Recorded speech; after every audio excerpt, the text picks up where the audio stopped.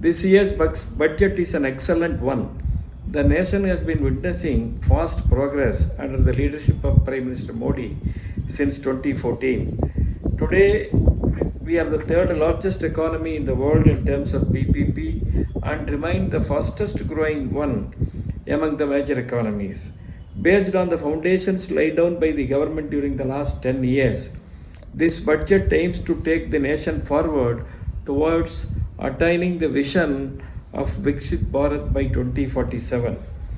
The biggest takeaway this year, of course, is the raising of IT income tax limit to 12 lakhs from rupees 7 lakhs. It would benefit the salaried classes and the middle income groups immensely, leaving higher amounts in the hands of the people for savings and investment. As a result, it is expected that there will be more investment and more savings. The finance minister this year has said that she is going to make transformative reforms in 6 domains. First, of course, is agriculture. As usual, the government has given importance to the top 2 engines of the Indian government, namely agriculture and the MSME sector. There are, as usual, some unique programs. For example, we have agricultural district program, exclusively those districts which are with low productivity, low credit facilities, etc. They are going to be taken up and they will be given special emphasis so that it would benefit it would help about 1.7 crore farmers. It's similar to the districts program, aspirational districts program. Second important aspect of the budget towards agriculture is self-sufficiency in pulses. As all of us know, we have been facing this difficulty in pulses for the last so many years. Under the leadership of Prime Minister Modi, the government has taken up many initiatives, as a result of which now pulses production has increased. So this budget has announced a new scheme which is going to remain there for 6 years with emphasis on 3 pulses. Then third important aspect is comprehensive program for vegetables, fruits and Sri Anna. Fourth important aspect with regard to agriculture is mission for cotton productivity. We have been having this difficulty, even though India is a textile center, particularly South India has large textile sector. We are facing this difficulty with regard to cotton. So the government has announced a special mission for cotton productivity for 5 years. It's going to give emphasis on extra long staple varieties that are required. As far as the Kisan credit cards are concerned, there are already 7.7 crore credit cards, and this budget proposes to increase the loans through credit cards from rupees 3 lakhs to 5 lakhs. And one another important aspect of this year's budget is it is going to again place the Indian Postal Department, particularly those post offices situated in the rural areas. They are going to be repositioned as catalysts for rural development, and they are going to play a very important role in logistics also. So this is an innovative step taken by the government a few years back, positioning these post offices in rural areas for the economic development of the country. Then, as far as the MSME sector is concerned, we all know MSME sector contributes 36% of India's manufacturing and account for 45% of exports. So the credit guarantee scheme that was announced a few years back, it's going to be expanded, and we are emerging as the leaders in startups. Startups have increased in the last few years. So as far as startups are concerned, now loans are going to be increased from rupees 10 crores to 20 crores. And again, as far as the MSME sector is concerned, their classification, categorization is going to be changed to suit the changing requirements. Particularly with regard to the micro enterprises, now up to 10 lakh rupees are going to be provided to them by way of loans through cards. And a new fund of funds with regard to the MSME sector is going to be established with rupees 10,000 crores. And there are going to be measures for manufacturing sector, particularly in the toys. The budget is aiming to make India as a global hub for toys. So there are several initiatives like this. There is going to be National Institute of Food Technology. There are several initiatives for MSME sector. And the third domain is investment. Investment in people, investment in economy, investment in innovation. As far as the investment in people are concerned, again there are several initiatives, new initiatives. One is, establishing Atal Tinkering Labs in 50,000 places. So 50,000 places, these new Atal Tinkering Labs are going to be set up. All of us know these Atal Tinkering Labs are doing very well, and they have encouraged people to take up new initiatives. So this new proposal certainly will help the country to grow. And the second important aspect is that broad-based connection to be given to government schools, senior secondary schools, and PHCs, primary health centers. All of us know, in spite of so much of development in the country, they are still to be connected with the broadband, and it is very important they have to be connected. So this budget aims to provide it. As far as the education sector is concerned, this budget gives emphasis to both technological education, medical education, and the education in other social science, other fields also. So as far as IITs are concerned, we all know that IITs have greatly increased in the last 10 years.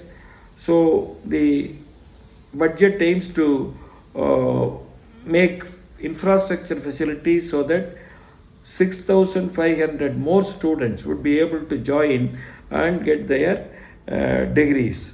As far as medical education is concerned, in the last 10 years there has been a 100% increase. Budget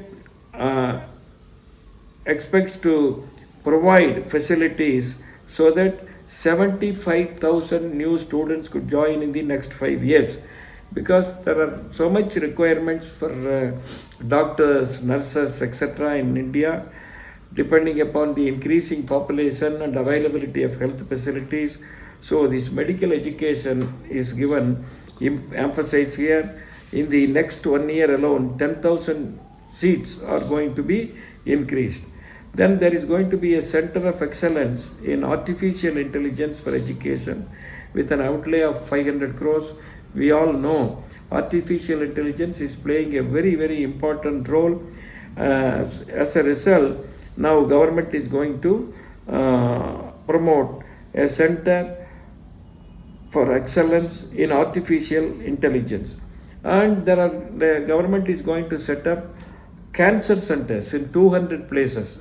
All of us know that in the last few years, due to many reasons, cancer is increasing among the public. So cancer centers are going to be set up in all district hospitals during the next 3 years. This is a very, very important development. And there are about 1 crore gig workers. These gig workers are there, and they have no social security arrangements today. They don't even have identity cards. As a result, budget hopes to provide them ID cards provide healthcare facilities.